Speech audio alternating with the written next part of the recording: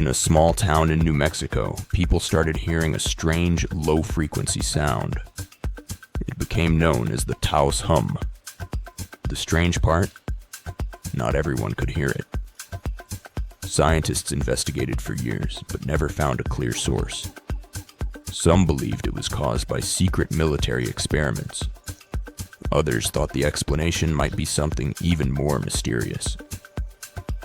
Decades later, no one knows exactly what caused it. To this day, the Taos Hum remains one of America's most unexplained mysteries. Follow Mystery Fact Lab for more mysteries.